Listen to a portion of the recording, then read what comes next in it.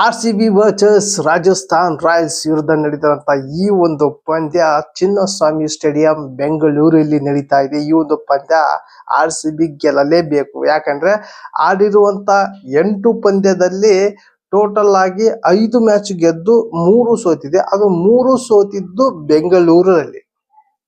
ಈ ಒಂದು ಬೆಂಗಳೂರಲ್ಲಿ 3ಕ್ಕೆ 3 ಸೋತಿದೆ.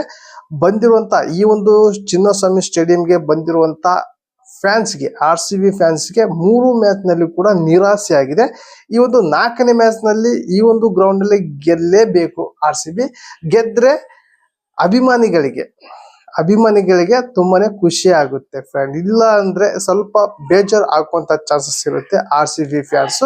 ಫ್ರೆಂಡ್, ನಾಳಿನ ಪಂದ್ಯದಲ್ಲಿ RCB ಯಲ್ಲಿ ಪ್ಲೇಯಿಂಗ್ 11 ನಲ್ಲಿ ಏನು ಚೇಂಜಸ್ ಆಗಲ್ಲ. ಒಂದು 2 ಮ್ಯಾಚ್ ಒಂದು ಲಾಸ್ಟ್ ಮ್ಯಾಚ್ ನಲ್ಲಿ ಚೇಂಜಸ್ ಆಗಿತ್ತು. ಲಿವಿಂಗ್ಸ್ಟನ್ ಬದಲಿಗೆ ವೆಸ್ಟ್ ಇಂಡೀಸ್ ಆಟಗಾರ ಬಂದಿದ್ರು. ಅದೇ ಪ್ಲೇಯಿಂಗ್ 11 ಇರುತ್ತೆ. ಲಾಸ್ಟ್ ಮ್ಯಾಚ್ ನಲ್ಲಿ ಏನು ಆಡಿರುವಂತ ಪ್ಲೇಯಿಂಗ್ ಇರುತ್ತಲ್ಲ, ಅಲ್ಲಿ ಇದೇ ಪ್ಲೇಯಿಂಗ್ ಇರುತ್ತೆ.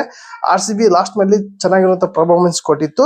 ವಿರಾಟ್ ಕೊಹ್ಲಿ ಏನಾದ್ರು ನಿಂತ್ಕೊಂಡ್ರೆ ರನ್ ಸುರಿಮಳೆನೇ ಆಗುತ್ತೆ. ಯಾಕಂದ್ರೆ ವಿರಾಟ್ ಕೊಹ್ಲಿ ಒಬ್ರು ಕ್ರೀಸ್ ಇದ್ರೆ ಆ ಕಡೆ ಇರುವಂತ ಇನ್ನೊಬ್ಬ ಆಟಗಾರರಿಗೆ, ಇನ್ನೊಬ್ಬ ಬ್ಯಾಟ್ಮನ್ಸ್ಗೆ ಚೆನ್ನಾಗಿರುವಂತ ಸಾಥ್ ಕೊಡ್ತಾರೆ ವಿರಾಟ್ ಕೊಹ್ಲಿ. ಹಾಗಾಗಿ ವಿರಾಟ್ ಕೊಹ್ಲಿ ಕಮ್ಮಿ ರನ್ನು ಹೊಡೆದ್ರು ಪರವಾಗಿಲ್ಲ, ವಿರಾಟ್ ಕೊಹ್ಲಿ ಕ್ರೀಸ್ ಅಲ್ಲಿ ಇದ್ರೆ ರನ್ ಸುರಿಮಳೆನೆ ಬರುತ್ತೆ. ಯಾವುದೇ ಒಂದು ತೊಂದರೆ ಆಗದಂಗೆ ಬರುತ್ತೆ. ವಿರಾಟ್ ಕೊಹ್ಲಿ ಔಟ್ ಆದ್ರೆ ಯಾರು ಕೂಡ ಅಷ್ಟು ಕಚ್ಚಿ ಕ್ರೀಸ್ ನಲ್ಲಿ ಯಾರು ಕೂಡ ನಿಲ್ಲಲ್ಲ. RCB player ನಿಲ್ತಾರೆ.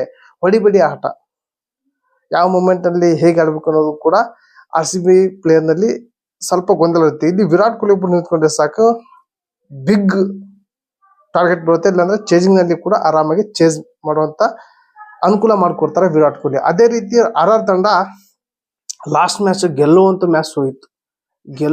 Match last moment ನಲ್ಲಿ ಸೋಲ್ತು. ಅದೇ ಒಂದು ಮೈನಸ್ ಆಗಿದೆ ಈಗ ರಾಜಸ್ಥಾನ್ ತಂಡಕ್ಕೆ. ರಾಜಸ್ಥಾನದವರು ಟೋಟಲ್ ಆಗಿ ಈಗ 8ರಲ್ಲಿ 4 ಗೆದ್ದಿರ್ಬೋದು, 4 ಸೋತಿರ್ಬೋದು.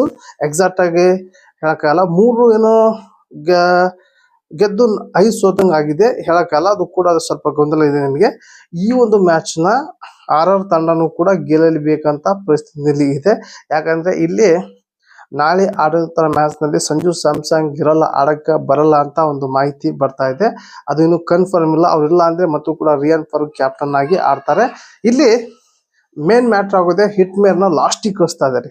ಹಿಟ್ ಮೇರ್ ಲಾಸ್ಟಿಗೆ ಬರ್ತಾ ಇದಾರೆ. ಆಮೇಲೆ ರಿಯಾನ್ ಪರಗು ಇವಾಗ ರನ್ ಮಾಡ್ತಾ ಇದ್ರೆ. ಒಂದೇ ಫಾರ್ಮ್ ಅಲ್ಲಿ ಕೂಡ ಚೆನ್ನಾಗಂತ ರನ್ ಬರ್ತಾ ಇಲ್ಲ. ನೆಕ್ಸ್ಟ್ ಜೇಸ್ವಾಲ್ ಕೂಡ ಚೆನ್ನಾಗಿರುವಂತ ಇನ್ನಿಂಗ್ಸ್ ಆಗಿದ್ರು. ಟೋಟಲ್ ಆಗಿ ಬ್ಯಾಕ್ ಟು ಬ್ಯಾಕ್ 3 ಮ್ಯಾಚ್ ಅಲ್ಲಿ ಕೂಡ 50+ ರನ್ ಮಾಡಿದ್ರು ಕೂಡ ಅವರ ಟೀಮ್ ಸೋಲ್ತಾ ಇದೆ. ಅದೇ ಮೈನಸ್ ಆಗ್ತಾ ಇದೆ ರಾಜಸ್ಥಾನ್ ತಂಡಕ್ಕೆ. ಇಲ್ಲಿ ನನಗನ್ಸುತ್ತೆ ಮ್ಯಾಟರ್ ಆಗೋದು ಟಾಸ್.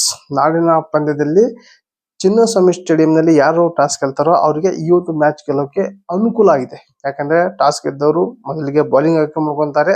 ಅದು 200 ರನ್ ಕೂಡ ಮಾಡಿದ್ರು ಕೂಡ ಚೇಸ್ ಮಾಡಿ